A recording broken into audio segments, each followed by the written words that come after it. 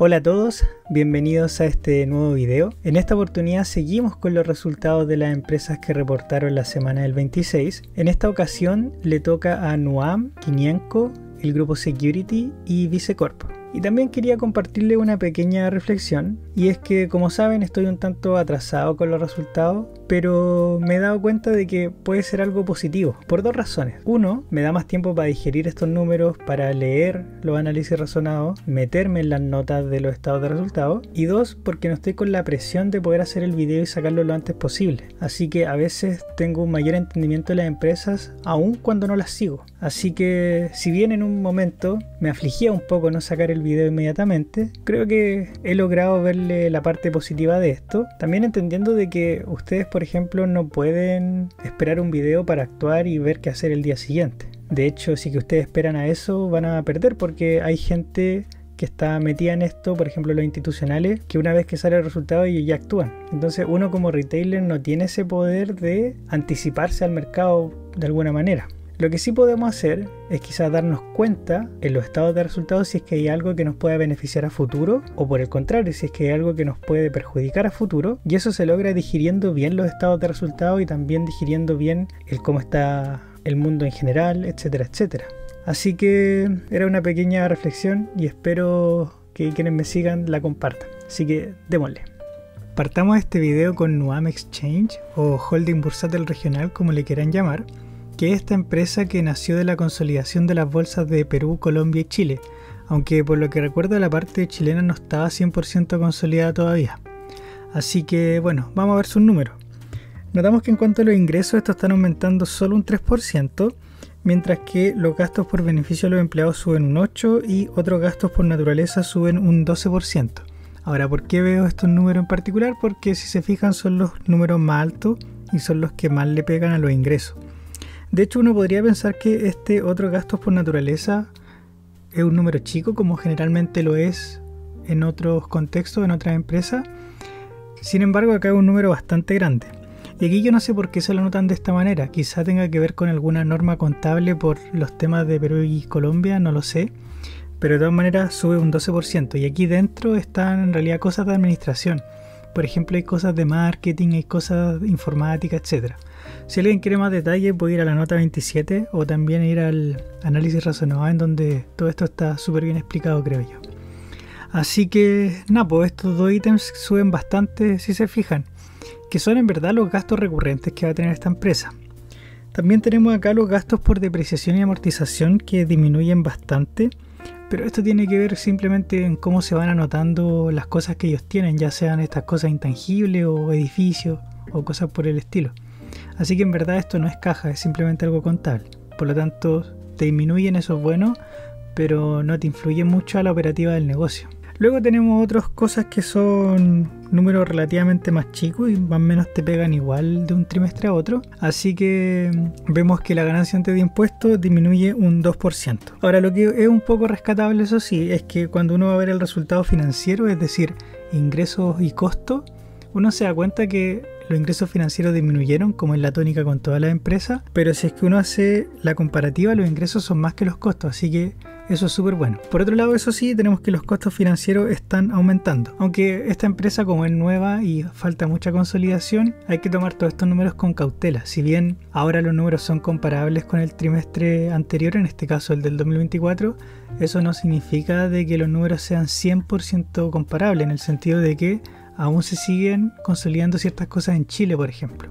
Así que ojo con eso. Lo mismo también con el número de acciones, que ha ido aumentando con los trimestres. No en una cantidad muy grande, pero te va aumentando. Así que, nuevamente, hay que tener mucho ojo con esta empresa. Yo, por ejemplo, la estoy siguiendo y la estoy mirando simplemente porque me parece interesante el modelo de negocio, pero yo creo que le falta un poquito de madurez. Después vamos a la parte de los impuestos y notamos que se están anotando un 45% relativo a la ganancia antes de impuestos, pero es un número bastante menor a lo que se anotaron el trimestre del 2024, en donde fue un 88%. Entonces, si se fijan, aquí le pegó bastante.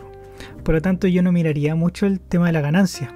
Si bien uno puede decir acá que aumentó un por 5, la ganancia antes de impuestos de verdad disminuyó un 2%. Y lo que distorsiona completamente este número es el tema de los impuestos, así que mucho ojo con esto. Así que evidentemente vamos a tener una ganancia por acción que va a ser exorbitante, pero está tergiversado por esto. Y aquí yo creo que es un tema de cómo se fueron consolidando las distintas empresas, tanto en Perú, Colombia, Chile, qué sé yo. Yo ahí me pierdo completamente, lo he mencionado anteriormente. Esto de los impuestos yo los tomo así con mucha pinza y nunca me meto mucho a ver las notas ni nada por el estilo, porque para mí lo importante está de aquí para arriba. Así que nada, pues ustedes pueden ver que pasamos de 3.93 a 66.23. Entonces es bastante, pero hay que tener mucho ojo con estos números. Lo que nunca miente son los flujos, aunque también hay que tener cautela porque estos generalmente se ven a 12 meses. Pero de todas maneras, si uno lo va a ver y le echamos una miradita rápida, nos damos cuenta de que los flujos efectivamente están disminuyendo de la misma manera en que vimos que la parte operativa disminuía. De hecho, solo para volver al estado de resultados uno se da cuenta de que si bien disminuye un 2% la ganancia antes de impuestos, notamos que esto también está ayudado por el tema de la depreciación y amortización, que en general no es algo operativo, es simplemente algo contable. Por lo tanto, este número pudo haber sido aún peor y de hecho es lo que se ve acá, que el número fue bastante peor que ese menos 2% que vimos en la ganancia antes de impuestos. Bueno, si seguimos viendo la parte de la inversión, nos damos cuenta de que el CAPEX está disminuyendo un poco, pero nuevamente no sabemos cuánto más va a invertir la empresa en los próximos trimestres, ya sea por comprar activos intangibles, cosas de tecnología, qué sé yo, para poder consolidar finalmente las bolsas, porque yo no he conocido alguna información que me diga de que yo mañana, por ejemplo, voy a poder comprar una acción en Perú o Colombia. Así que es algo que todavía está en espera, creo yo, no sé qué va a pasar, la verdad. Luego vamos a la parte de financiación y aquí fíjense que se están anotando muchos intereses. Yo no creo que sea un interés de la empresa como tal, sino que debe ser alguna consolidación, creo yo, no sé, porque es mucho considerando quizá los intereses que se están anotando acá como costo financiero. Son más o menos como 4 veces más de hecho, así que quizá este es un gasto no recurrente, habría que ver qué pasa en los próximos trimestres. De todas maneras, este ingreso de flujo cubre completamente el CAPEX y también cubre estos intereses. Así que en cuanto a los flujos de efectivo, la empresa pareciera ser sólida en este segmento y está manejando la caja de buena manera. Ahora, como les comenté, yo estoy siguiendo esta empresa de lejos, pero la estoy siguiendo y uno se da cuenta de que los ingresos están más o menos planos, ¿eh? No crecen, no tiene mucho juego ahí. La ganancia bruta, aquí se pegó un subidón, pero aquí recuerdo que era por un tema de que se anotaron una depreciación y amortización positiva para este trimestre. Entonces al final queda un poco raro este número. La ganancia operativa, algo similar, mucho influenciado por esto de la ganancia bruta, ¿cierto?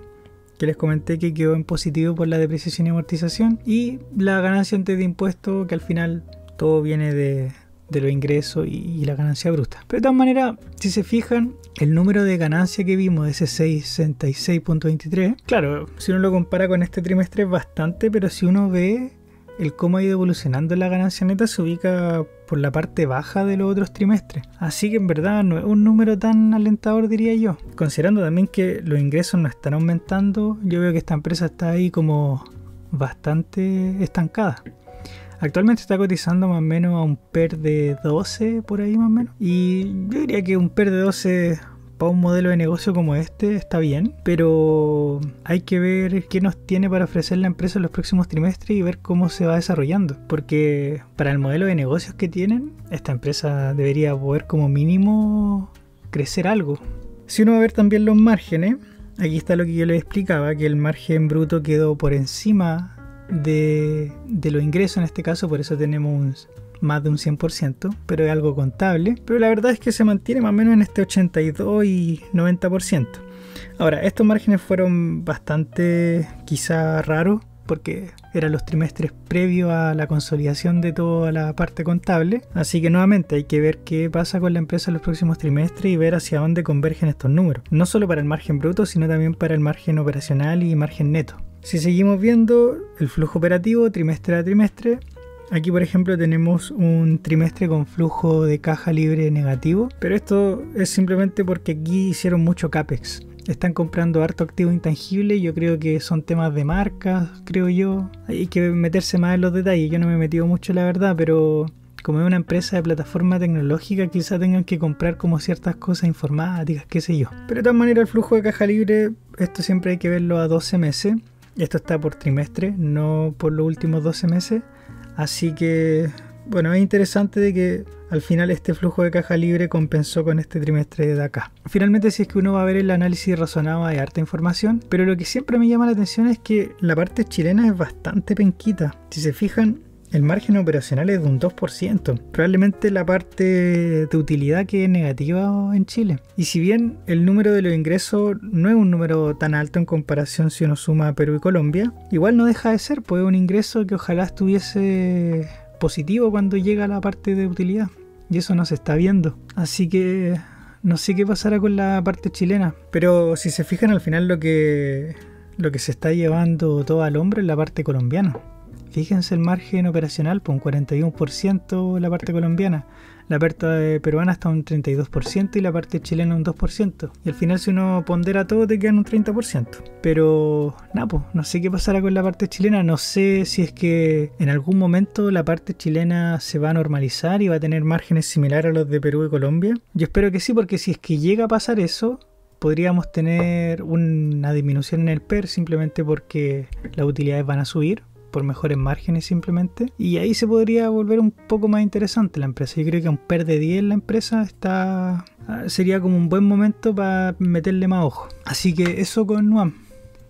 Echémosle una mirada rápida a Quiñenco, y rápida la verdad porque no hay mucho más que hablar sobre esta empresa. Recordemos que Quiñenco reporta el consolidado de todas sus filiales, y las filiales son empresas que ya hemos visto en videos anteriores, como por ejemplo el Banco de Chile, CCU, SM-SAM, Vapores, y también reporta otras empresas que son mucho más chicas, como esta empresa francesa de cables, creo que se llamaba Enex, y también una empresa de energía y otra cosa de inversiones, me parece. Pero son nuevamente negocios chicos en comparación al core que es CCU, Banco de Chile, SAM y Vapores. Así que vamos a ver sus números, simplemente para pegarle una pequeña repasada. Notamos que reporta el negocio no bancario, es decir, todo menos Banco de Chile.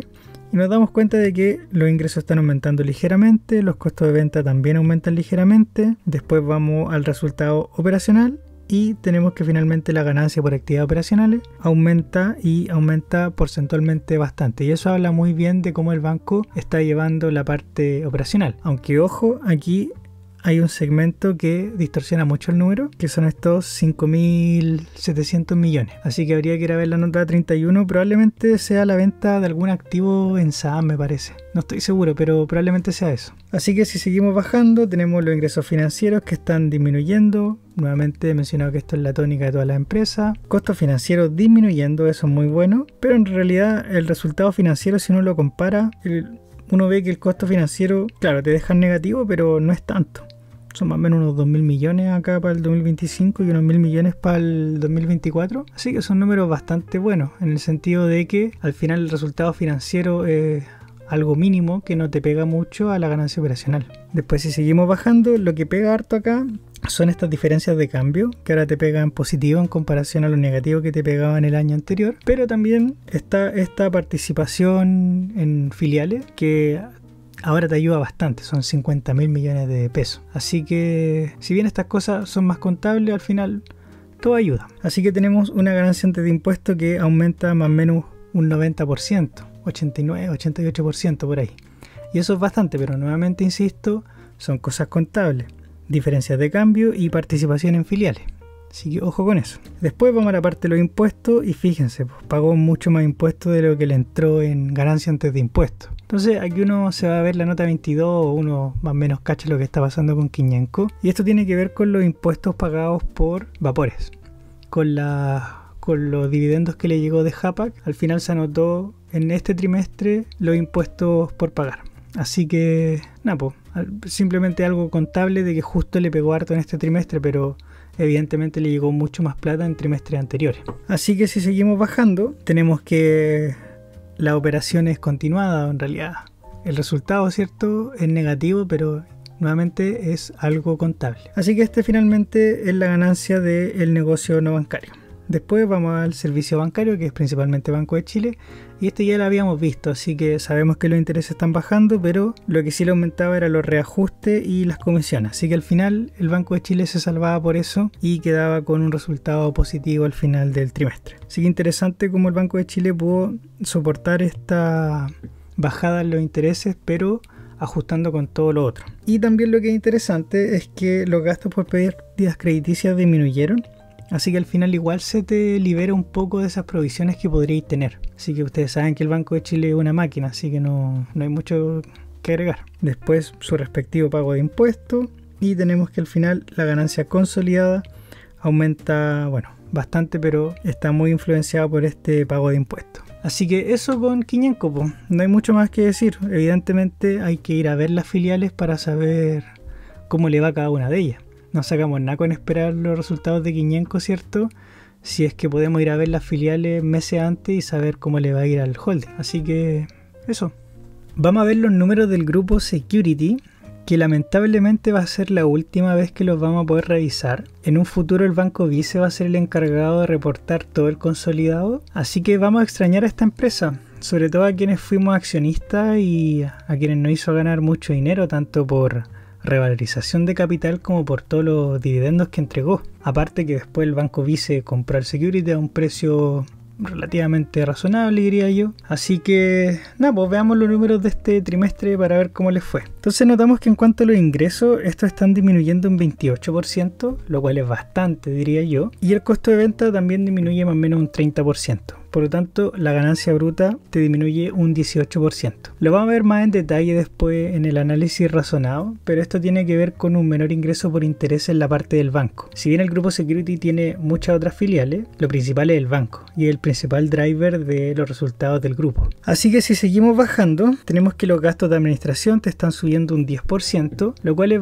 bastante, considerando que la inflación es más o menos un 5%, y algo que yo comenté también en el video anterior, cuando vimos los resultados del cuarto trimestre. Aquí yo no sé si estos tipos aprovecharon de subirse los sueldos, los ejecutivos, etcétera, considerando que ahora venía el vice y se iba a comprar la empresa, porque los gastos de administración en este último tiempo han subido, pero descontroladamente, diría yo. No tiene sentido. Si uno mira para atrás, los gastos de administración nunca habían crecido tanto. Así que yo ahí recuerdo haber estado un poco enojado con cómo se estaba llevando este ítem. Y ahora nuevamente tenemos un 10% de aumento, lo cual es el doble que la inflación más o menos. Y también fíjense, pues, la ganancia bruta, y fíjense cuánto es el gasto de administración. Es bastante. Entonces que te crezca un 10% es súper feo, pues. Así que bueno, si seguimos bajando, después tenemos otros gastos por función, que este número sí es más chico. Te crece harto, pero un número bastante chico, así que da un tanto lo mismo, diría yo. Así que llegamos a la parte operacional con una disminución de un 57%. Entonces al final este menos 18% se transformó en un menos 57%. Así que bastante malo el número, la verdad. Después tenemos la parte de ingresos financieros, que te están aumentando un 30%, así que se desenmarca un poco con el contexto de otra empresa. Y después tenemos que los costos financieros se mantienen relativamente parejos, y aquí lamentablemente los costos financieros le pegan bastante comparado con el ingreso financiero y también comparado con la actividad operacional. Luego, si seguimos bajando, ya pasando el resultado financiero, ahora pasamos a la parte más contable, nos damos cuenta de que la diferencia de cambio te pegó de manera positiva, ¿cierto? Muy bien, más o menos unos 6.000 diría yo, pero la unidad de reajuste te pega bastante en el sentido negativo, son más o menos 5.000, así que en verdad no te ayuda mucho a mejorar este menos 57% de la actividad operacional. Ahora, ¿qué hay dentro de esta unidad de reajuste? Simplemente la conciliación de pasivos y activos, principalmente de Vida Security, en donde la UF aumentó más, por lo tanto los pasivos lo aumentaron y los activos que tenían no lograron compensar. Ellos explican que también tiene que ver con que la cartera de inversión no le rentó tanto, etcétera, etcétera. Así que este resultado de reajuste le pegó bastante feo este trimestre. Así que ganancia antes de impuesto, tenemos una disminución de un 61%. Así que fíjense cómo se va feando este número. Pasamos de menos ingreso a una menor ganancia bruta, después menos 57 operacional y después menos 61 antes de impuestos. Así que verán que los números no son muy alentadores. Después impuestos, que son más o menos relativos a lo que tienen que pagar. Así que tenemos una ganancia que disminuye más o menos un 60%. Así que claro, son bastante feos los números, pero yo diría que es una exageración decir que son terribles, ¿eh? Vamos a mirar ahora el razonado, o el resumen ejecutivo al menos. Entonces, aquí ellos mencionan que por la parte bancaria, que si se fijan son 26.000 millones de pesos, que como mencioné, el principal driver de los resultados del grupo, fue un 40% inferior. Y aquí ellos explican que tiene que ver con este dinero que el Banco Central prestó durante la pandemia y ahora tuvieron que devolverlo. Por lo tanto, tuvieron menos ingresos por intereses porque era dinero en verdad prestado a unas tasas muy bajas. Era simplemente para poder mover la economía durante la pandemia y que hubiese liquidez en el sistema. Así que claro, uno puede decir que el resultado es malo, muy malo, pero también hay que entender el contexto. O sea, nosotros sabíamos lo que pasaba. Al menos las personas que estaban dentro de la industria bancaria y conocen los papeles que tienen, sabíamos que el Banco Central había prestado dinero y también sabíamos que durante todos los trimestres anteriores el Banco Security le estaba yendo muy bien y efectivamente por este ítem, por el tema de que el Banco Central prestó mucha plata y por lo tanto tenían una cartera grande que les generaba intereses. Así que si es que uno sabe a lo que va y entiende el negocio que hay por debajo, a uno no debería sorprenderle que en algún momento este número haya bajado. O sea, para mí al menos no es sorpresa que sea un 40% inferior. No lo veo como algo malo. Es algo que cuando uno entró en el papel sabía que en algún momento esto iba a ocurrir. No tiene por qué, ¿cierto?, algo en particular como el préstamo del Banco Central seguir ocurriendo en el tiempo, porque sabíamos que en algún momento se tenía que devolver y sabíamos que este ingreso tenía que disminuir. Ahora, ¿cuánto? Había que hacer el cálculo. Así que, nada, pues. Por eso también yo me desenmarcaba un poco de la gente que mencionaba que el security en este caso estaba a un precio muy bajo en comparación a lo que el Visa estaba pagando. El Visa estaba pagando una prima, de hecho, considerando este tipo de cosas que iban a pasar en algún momento. Por eso también yo felizmente acepté la OPA. Así que bueno, son cosas que ya pasaron y es simplemente para que entiendan de que a veces los números pueden ser malos, pero uno tiene que seguir la empresa para atrás y conocer el contexto. En algún punto hay cosas que te generan ingresos que no son recurrentes y claro, bienvenido sea, quizá todos felices, están ganando plata y la acción sube en bolsa, etcétera, etcétera, pero uno siempre tiene que entender qué hay por debajo. Así que si seguimos bajando, también está la parte de inversiones security, que fíjense, aumentó un 54%, impulsada por un aumento en los activos administrados. Y fíjense cuánto aumenta, po. 14% los activos administrados. Así que, nada, pues, súper bien. Tienen más clientes, parece. Los clientes están teniendo más retornos probablemente. Así que al final se hace como un compounding, pero para la AGF en este caso. Luego, Factoring Security. Mayor volumen de colocaciones, compensado por un menor spread y mayores gastos de administración. Y aquí está lo que yo les decía. Nuevamente los gastos de administración acá pegando harto. Yo no sé por qué le sube tanto el gasto de administración. Me gustaría estar en una junta de accionistas para no encararlos, pero como preguntar qué está pasando, por qué sube tanto. Bueno, ahora ya no se puede, el Banco Security ya fue, pero es fome cuando pasan este tipo de cosas. Uno como accionista minoritario queda como un poco atado de mano, no hay mucho que hacer. Y por eso al final te baja un 5% porque te aumentó mucho el gasto de administración, pero la operativa de la empresa yo encuentro que está bien, o sea, mayor volumen de colocaciones, casi un 10%, súper interesante. Después vamos a Vida Security, que es la parte de la aseguradora, y aquí tenemos una pérdida. Pero ellos mencionan en el análisis razonado que hubo una pausa en la renta vitalicia, o sea, no están vendiendo más renta vitalicia. Así que eso significa de que no le están entrando primas extras, ¿cierto? La prima es lo que uno paga por el seguro. Entonces no hay clientes nuevos y al final, si es que te suben, por ejemplo, los siniestros o cualquier tipo de cosa, no, pues voy a quedar en pérdida. Y bueno, y también mencionan el menor resultado de inversiones de cartera propia. Así que, pero eso yo creo que es algo normal, considerando que el año 2024 fue bastante excepcional en cuanto a renta variable y la renta en general. Entonces lo mismo también lo veíamos los encajes de la AFP. Son menores ingresos por encaje, pero eso no quiere decir que sea un trimestre malo. Claro, aquí tuvo una pérdida, pero yo creo que más asociado a esto, por una pausa en la renta vitalicia. Traté de buscar el porqué, pero no lo pude pillar. Probablemente no esté simplemente. Y de hecho yo creo que va más con el tema de que como pasó este tema del vice, quizá no pausaron esta renta vitalicia y ahora todo está en manos del vice. Qué sé yo, no sé. Después está la parte de Protecta Security, que al final es una cuestión de aseguradora, pero en Perú. Y esto está en soles, por eso es un S.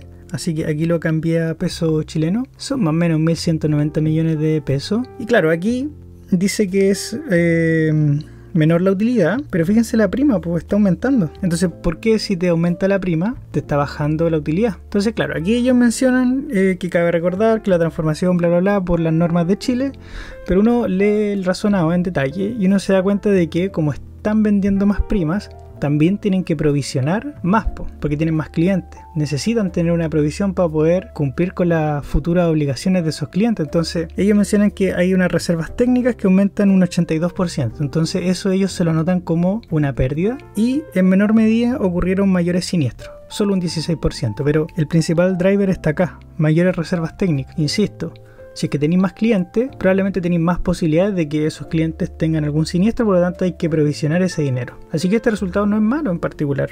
Claro, es una pérdida, pero a futuro esto puede ser una ganancia si es que, bueno, las aseguradoras tienen ahí sus modelos de riesgo y todo eso, porque las aseguradoras en general tratan de no perder plata, pero a la larga tener más clientes y tener más prima es algo positivo para la empresa. Y finalmente Travel Security, que es un negocio chiquitito, pero siempre aumenta, generalmente la verdad, y no, pues ahí está tranquilito ese segmento.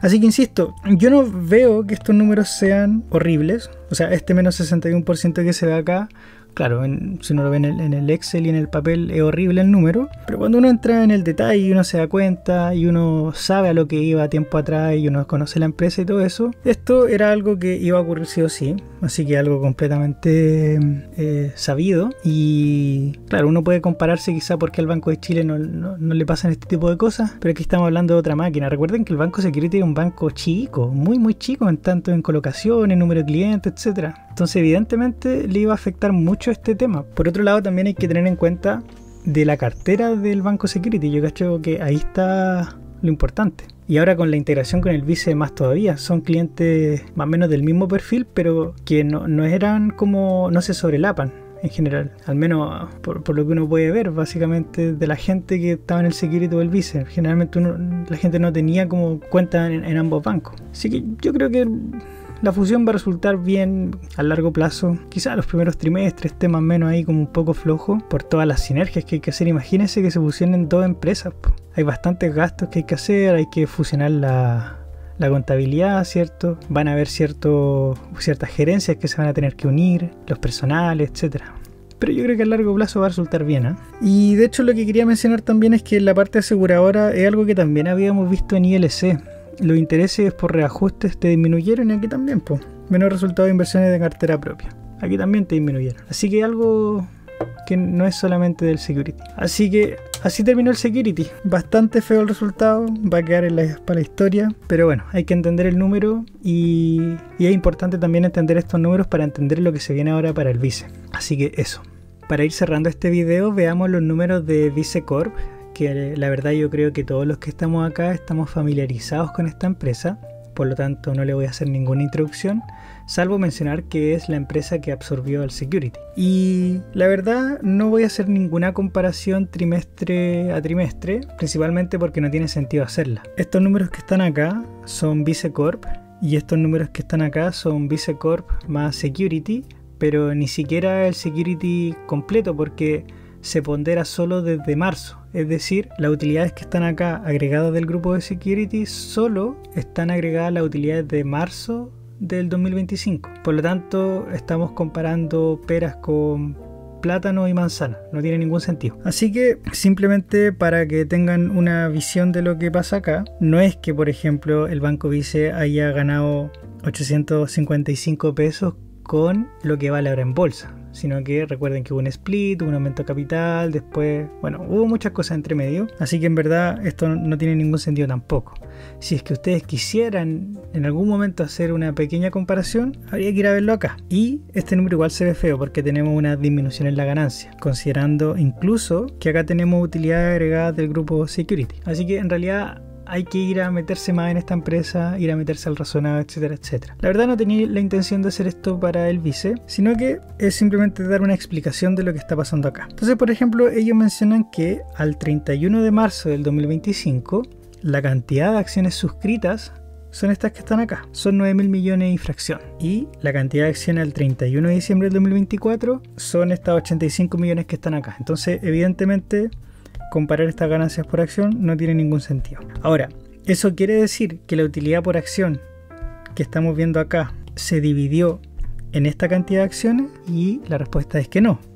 ¿Por qué? Porque ellos toman el número medio ponderado de acciones en circulación durante el primer trimestre del año 2025. Y esta es la cantidad ponderada de acciones circulantes, son 7 millones. Ahora, ¿qué significa esto? De que durante el primer trimestre hubo algún periodo en donde hubo menos de 7 millones y hubo otro periodo en donde hubo más de 7 millones. Ahora, ¿cuánto más de 7 millones? Lo que están acá, los 9 millones. Esto fue lo que llegó al final del periodo. Y al principio del periodo, bueno, probablemente sean estos 85 millones. Así que por eso al final se hace el ponderado. ¿Qué otra cosa interesante? Es que a futuro vamos a tener que ver la ganancia por acción dividiendo por este número de acá, no por estos 7 millones que estamos viendo en este recuadro. Solo para que lo tengan en cuenta. Así que también yo había comentado esto en Twitter de que no tiene ningún sentido ni siquiera calcular este precio por acción porque lo sacan con un promedio de acción ponderado. Y también mencionar de que lo ponderan también porque en marzo se agregaron recién la utilidad del security. Y no hay otro más que Tomás Casanegra que comentó esto también. Y es que la utilidad por acción es mucho más complicado porque no es solamente un tema de denominador, ¿cierto? No es por la cantidad de acciones circulantes, sino porque, nuevamente, lo menciona él, la utilidad del security solo entran en marzo. Y menciona algo mucho más importante, que es el tema del valor libro y en los bancos esto es primordial. Bueno, aquí él mencionaba que estaba a 2.75, ahora subió un poquito la acción. Y el valor libro es interesante porque fíjense cuánto ellos están anotando de patrimonio. El patrimonio son como 2 billones. 2.5 billones. El precio de la acción actualmente está más o menos en 2.80 y hay que calcularlo con respecto a la cantidad de acciones suscritas al final del periodo, es decir, con los 9 millones. Lo que está acá, 9.000 millones, perdón. Así que si es que uno hace un cálculo rápido entre la cantidad de acciones y a cuánto está el precio de la acción, uno le da un market cap más o menos de 2.5 billones, un poquito más, mientras que el patrimonio es de casi 2.5 billones. Entonces, si uno va a calcular el número bolsa libro, me da más o menos de 1.016, ¿ya? Entonces, si se dan cuenta, es casi 1, que es más o menos lo que deberían cotizar los bancos. Por lo tanto, más allá de todas las ganancias por acción y cómo le fue al Visa, etcétera, etcétera, etcétera, que cotiza valor libro, yo creo que es un precio bastante justo y de ahí para arriba, la verdad. Así que era interesante cuando estaba a 2.75, evidentemente porque estaba abajo valor libro, y mucho más interesante cuando bajó como a 2.60, creo. El tema era que en ese momento no teníamos los resultados del primer trimestre, entonces no sabíamos cuánto era el patrimonio consolidado que ellos estaban anotando al final del periodo. Ahora lo tenemos, entonces, bueno, todo es mucho más interesante ahora. Ya tenemos más o menos un piso con lo que jugar, más o menos un rango, etcétera, etcétera.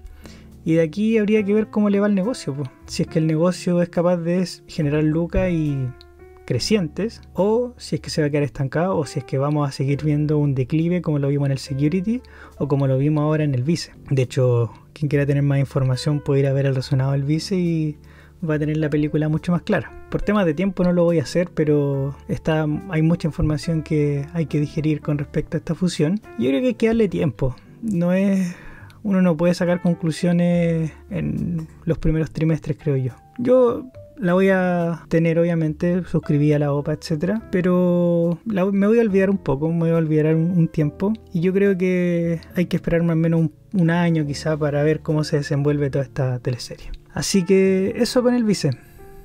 Bueno, y eso ha sido todo por esta oportunidad. Si se fijan, nos van quedando menos empresas que revisar. Nos está quedando Edelmac, CGE Transmisión y CGE, que forman parte del mismo conglomerado, y algunas otras empresas chicas que son bastante interesantes y que me gusta mirar, porque a veces se pueden presentar buenas oportunidades. Así que estén atentos y nos vemos en la próxima. Que estén muy bien. Chao, chao.